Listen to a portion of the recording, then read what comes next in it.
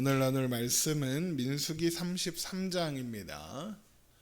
민수기 33장 말씀, 우리 33장 1절 한 절 읽고 33장의 말씀을 살펴보도록 하겠습니다. 민수기 33장 1절입니다. 민수기 33장 1절 우리 한 목소리로 읽겠습니다.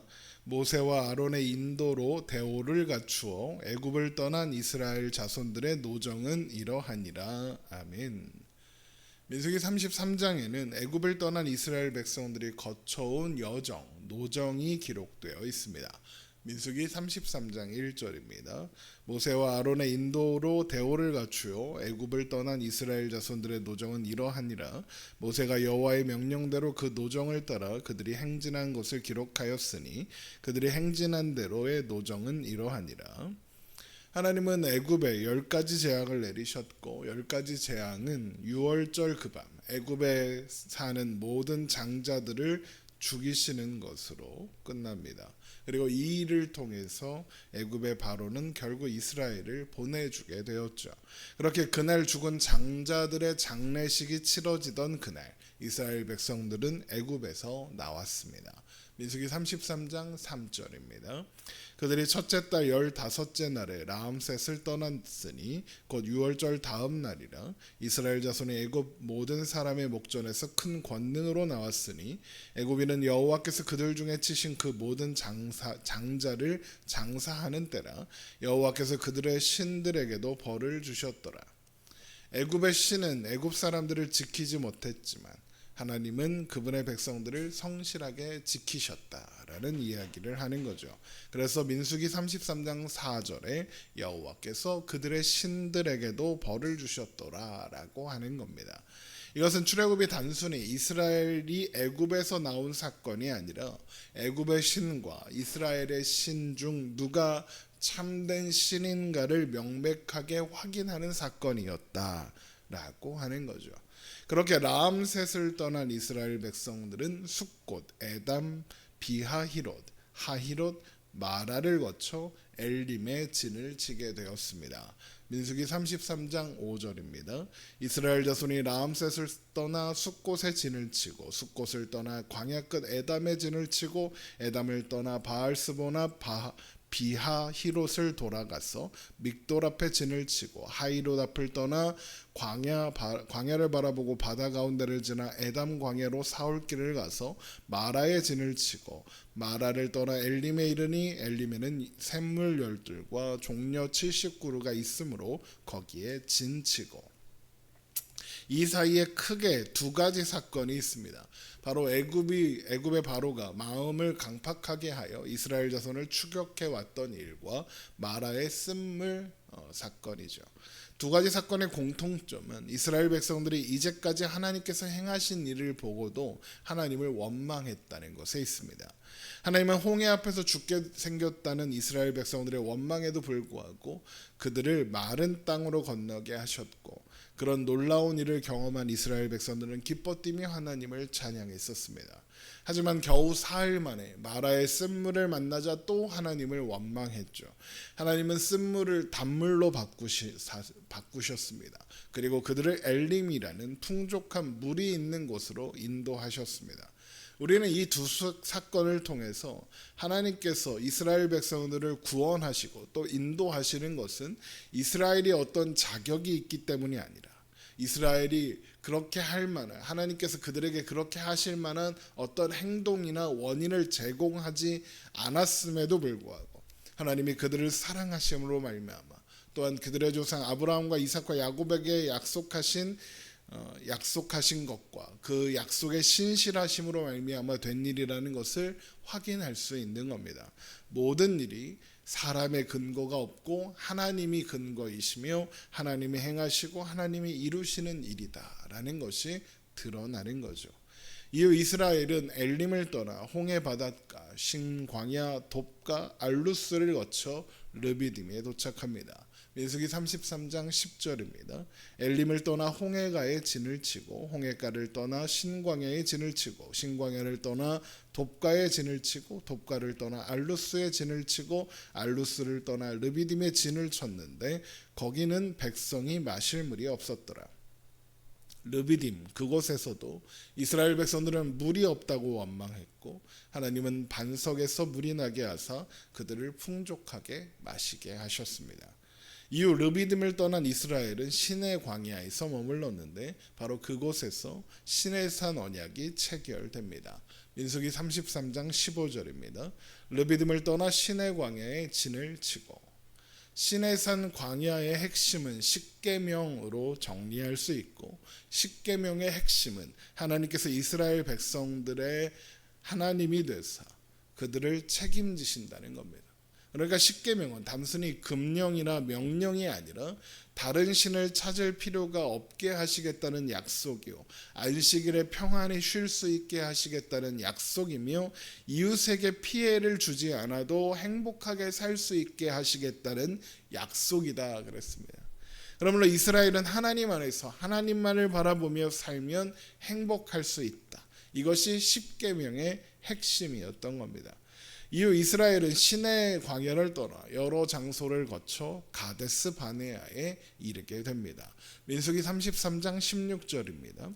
시내 광야를 떠나 기브롯 핫다와와에 진을 치고 기브롯 핫다와를 떠나 하세롯에 진을 치고 하세롯을 떠나 림마에 진을 치고 림마를 떠나 림몬 베레스에 진을 치고 림몬 베레스를 떠나 림나에 진을 치고 림나를 떠나 리사에 진을 치고 리사를 떠나 그엘라다에 진을 치고 그엘라다를 떠나 세벨산에 진을 치고 세벨산을 떠나 하라다에 진을 치고 하라다를 떠나 마켈롯에 진을 치고 마켈론을 떠나 다앗에 진을 치고 다앗을 떠나 데라에 진을 치고 데라를 떠나 밑가에 진을 치고 밑가를 떠나 하스모나에 진을 치고 하스모나를 떠나 모세롯에 진을 치고 모세롯을 떠나 부에야 아간에 진을 치고 부에야 아간을 떠나 홀하 깃갓에 진을 치고 홀하 깃갓을 떠나 욥바다에 진을 치고 욥바다를 떠나 아브노라에 진을 치고 아브노나를 떠나 에시온 게벨에 진을 치고 에시온 게벨을 떠나 신광야 곧 가데스에 진을 치고입니다.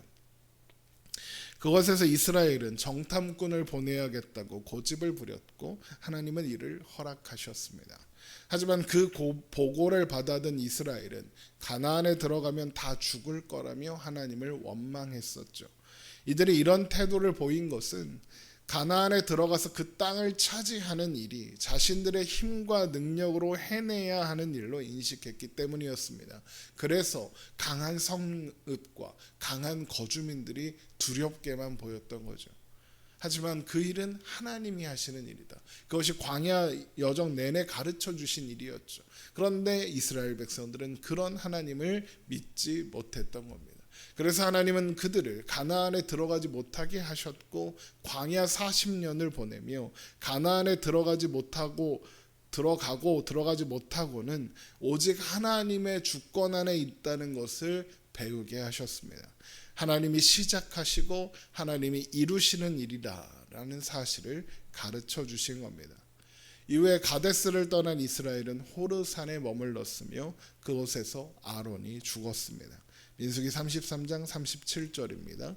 가데스를 떠나 에돔 땅 변경 호르산에 진을 쳤더라. 이스라엘 자손이 애굽 땅에서 나온 지 40년째 5월 초하루에 제사장 아론이 여호와의 명령으로 호르산에서 올라가 거기서 죽었으니 아론이 호르산에서 죽던 때의 나이는 123세였더라.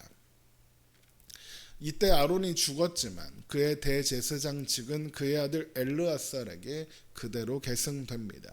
이것은 하나님께서 그분의 백성들을 만나시는 방법으로 제시하신 성막과 제사장 제도가 여전히 유효하다라는 확인입니다.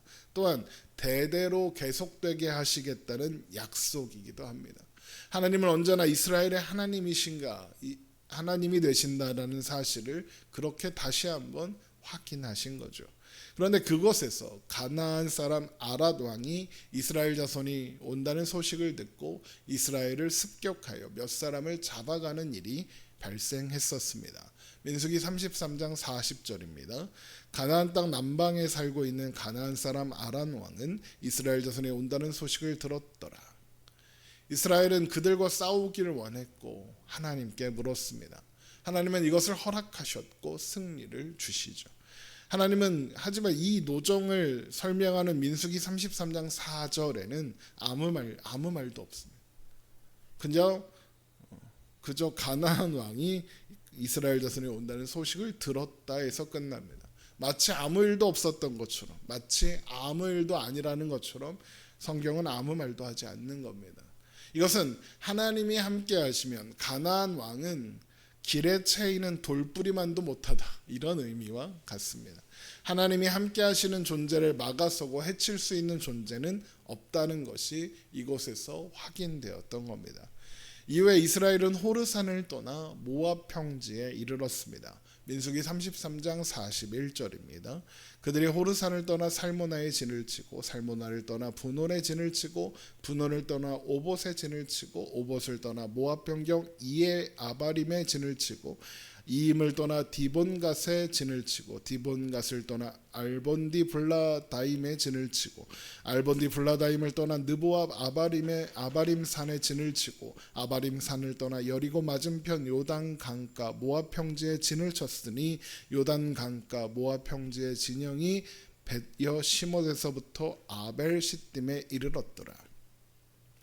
이 여정 사이에 전투가 몇 번 있었습니다. 그리고 그 모든 전투는 승리로 끝났습니다. 그런데 전투가 있었다는 언급조차 하지 않습니다. 이것은 앞에서도 말씀드린 것처럼 그 일은 아무것도 아니라는 뉘앙스를 가지고 있는 겁니다. 하나님이 함께 하시는 존재를 막아서고 해칠 수 있는 존재는 없다. 다시 한번 확인하는 거죠. 그런데 이 사이에 또 불뱀 사건과 바알부올 사건이 있었습니다. 두 사건의 공통점은 하나님의 인도와 보호하심을, 그러니까 하나님의 하나님 되심을 이스라엘이 믿지 않았다, 망각했다는 점입니다. 그래서 하나님은 하나님의 보호하심을 거두었고 그 결과가 불뱀이 이스라엘을 물었던 겁니다. 불뱀은 언제나 광야에서 있었지만 하나님으로 인하여 안전했다라는 것이 확인되는 거죠. 바알부온 사건도 마찬가지였습니다. 하나님의 하나님 되심이 광야에 제한된다고 생각했던 결과로 일어난 사건이었습니다. 하나님은 어떤 분이신가를 잊은 결과였죠. 그래서 하나님은 이스라엘을 심판하셨습니다. 하지만 이것은 죽이고 멸하려는 심판이 아니라 고치려는 징계고 교육이었습니다. 하나님을 떠나 하나님 없이 사는 자의 결론은 영원한 사망뿐이다라는 것을 그렇게 가르쳐 주신 겁니다. 또한 그래서 이스라엘이 지금까지 지나온 노정을 모두 설명한 후에 가나안에 들어가거든 그 땅의 원주민들을 몰아내고 그들의 석상과 우상을 다 깨뜨리고 산당을 헌 후에 그 땅에 거주하라 라는 말씀이 이어지는 겁니다. 민수기 33장 50절입니다. 여리고 맞은편 요단 강가 모압 평지에서 여호와께서 모세에게 말씀하여 이르시되 이스라엘 자손에게 말하여 그들에게 이르라. 너희가 요단강을 건너 가나안 땅에 들어가거든 그 땅의 원주민을 너희 앞에서 다 몰아내고 그 새긴 석상과 부어맞은 우상을 다 깨뜨리며 산당을 다 헐고 그 땅을 점령하여 거기 거주하라. 내가 그 땅을 너희 소유로 너희에게 주었습니다. 가나안에서 가나안에 맞는 가나안의 신이 있는 것 아니다라는 겁니다. 오직 하나님만이 참된 신이며 이스라엘을 위하는 분이라는 것, 가나안에서도 하나님이 너희와 함께 하신다는 것을 잊지 말라는 겁니다. 그래서 내가 그 땅을 너희 소유로 내가 주었다라고 말씀하시는 거죠. 그러므로 이스라엘 백성들은 가나안을 주신 것은 하나님이시며 그 땅을 기업으로 받는 것은 오직 하나님의 뜻과 주권에 달려 있다는 것을 알아야 하는 겁니다. 그래서 기업을 나눌 때 또한 제비뽑기로 해라 그러시는 거죠. 민수기 33장 54절입니다. 너희의 종족을 따라 그 땅을 제비뽑아 나눌 것이니 수가 많으면 많은 기업을 주고 적으면 적은 기업을 주되 각기 제비 뽑은 대로 그 소유가 될 것인즉 너희 조상의 지파를 따라 기업을 받을 것이니라. 이 땅이 좋으니 저 땅이 좋으니 따지지 말고 하나님이 가장 적당한 땅을 주실 터이니 그 뜻에 따르라. 그 뜻을 맡겨라 이겁니다. 그러면서 만약 그 땅의 원주민을 남겨두면 그 일이 이스라엘 백성들의 눈에 가시와 옆구리를 찌르는 가시가 되어 이스라엘을 괴롭게 할 것이다 라고 하십니다. 민수기 33장 55절입니다. 너희가 만일 그 땅 원주민을 너희 앞에서 몰아내지 아니하면 너희가 남겨둔 자들이 너희의 눈에 가시와 너희의 옆구리를 찌르는 것이 되어 너희가 거주하는 땅에서 너희를 괴롭게 할 것이요. 이것은 원주민들이 위협이 된다 이런 의미이기도 하겠지만 원주민들이 가지고 있던 문화와 풍습이 그들이 남아있다면 그들에도 그대로 이스라엘 백성들에게 영향을 미쳐서 이스라엘로 하여금 눈을 가려 하나님을 보지 못하게 하고 옆구리를 찔러 하나님이 아닌 다른 존재를 보게 하는 유혹이 될 것이다 라는 의미인 겁니다. 자, 그리고 이스라엘의 노정에서 이스라엘 백성들이 내내 확인해야 했던 것은 하나님을 떠나 하나님 없이 사는 자리에 행복이 있을 수 없다는 것이었죠. 그래서 민수기 33장 56절에 나는 그들에게 행하기로 생각한 것을 너희에게 행하리라 라고 하시는 겁니다. 가나안 원주민들은 하나님이 없는 존재이므로 멸망 외에 다른 결론이 없습니다. 그런데 만약 이스라엘이 그들을 남겨두어 그들에게 동조해서 하나님을 떠나면 어떻게 됩니까? 가나안 백성들과 마찬가지로 멸망 외에 다른 결론이 없다 이겁니다. 바로 그 말씀을 나는 그들에게 행하기로 한 것을 너희에게 행하리라 라고 말씀하시는 거죠. 결국 민수기 33장은 이스라엘이 거쳐온 모든 경로를 떠올리게 하사 그 모든 길, 모든 걸음 오직 하나님이 시작하셨고 하나님이 이루신 과정이었다는 것을 기억하게 하시려는 겁니다. 또한 하나님 외에 이스라엘을 편들고 위하는 존재가 없다는 것을, 그래서 이스라엘이 행복하려면 오직 하나님 안에서 살아가야 한다는 것을 가르쳐 주시는 겁니다. 이것이 민수기 33장에 담긴 하나님의 의도요 마음인 겁니다. 또한 이것은 우리가 기억해야 할 하나님의 마음이기도 합니다. 하나님 안에 사는 것이 참된 복이고 참된 행복입니다. 여러분 이 사실을 기억하며 하나님 안에서 하나님과 함께 복된 우리가 되기를 주님의 이름으로 축원합니다. 기도하겠습니다.